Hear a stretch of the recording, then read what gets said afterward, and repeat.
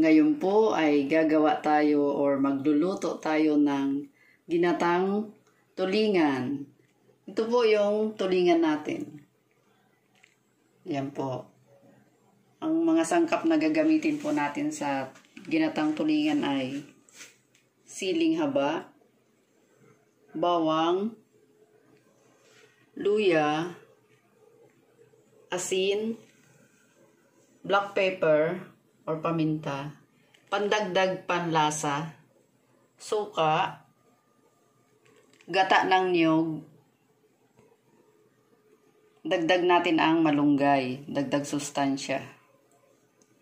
Ngayon po ay gagawin na natin yung isda.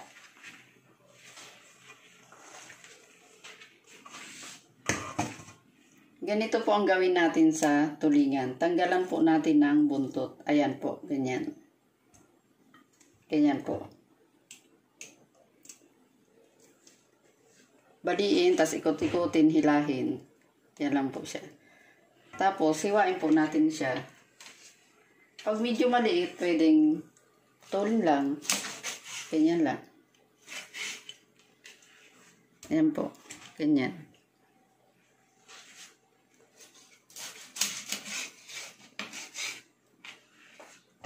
Tapos, tanggalan po natin ng hasang. Yan lang po. Madali lang pong tanggalan ng hasang to. Ayan po, ganyan. Tuloy-tuloy lang po yung paggawa. Ito po, medyo malaki. Kaya, pagtatluhin ko po siya.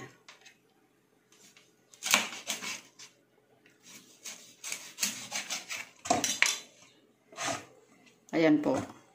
Yan lang po. Tanggalin yung hasang. Madali lang po. Ayan. Ito na po yung nalinisan natin na tulingan kanina. Nahugasan na rin po yan. Ngayon po ay magluluto na tayo. Lagyan po natin ng bawang. Magtira para mamaya ang babaw. Luya. Lagay lang natin sa ilalim. Yan. Kalat lang po. Tapos, ilagay na natin yung tulingan.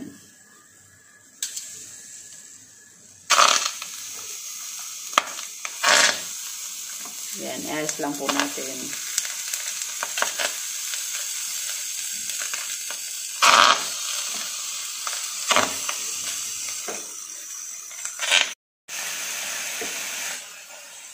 Lagay na po natin yung natirang bawang. Luya. Lagyan na po natin ng panimplang asin. 2 kutsara. Pamintang durog. Kunting pampalasa.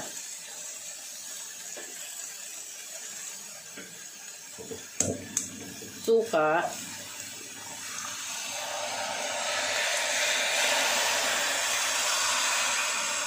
Yan, ganyan lang po. Paghalo-haloin. Dagdagan po natin ng suka. Depende sa dami ng isda nyo.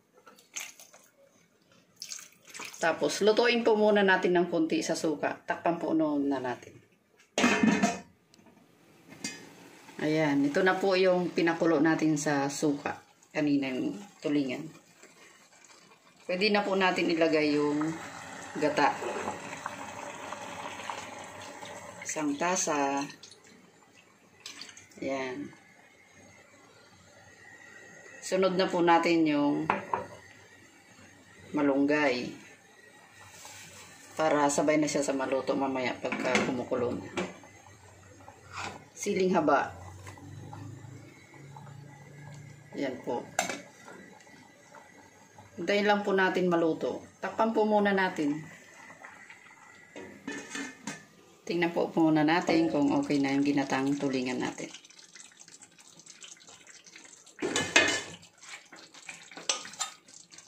Ayan, okay na po siya. Tikman po natin. Kuha po muna tayo ng konti para matikman kung tama yung lasa. Ayan, okay na po. Okay na po siya. Ginataang tulingan na may malunggay. Dagdag sustansya, pangontra sa mga virus. Yan, okay na po. Ito na po, pwede na po natin i-serve para makakain na. Ito po, ilagay na natin sa lagayan ang ginatang tulingan. Yan po.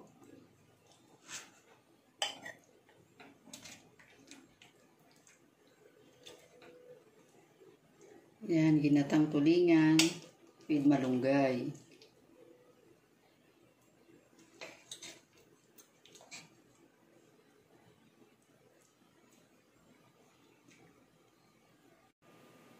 Yan po, ready na po yan. Ayan, ginatang tulingan.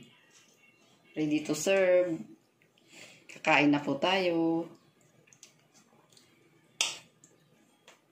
Yan po, ang ginatang tulingan with malunggay.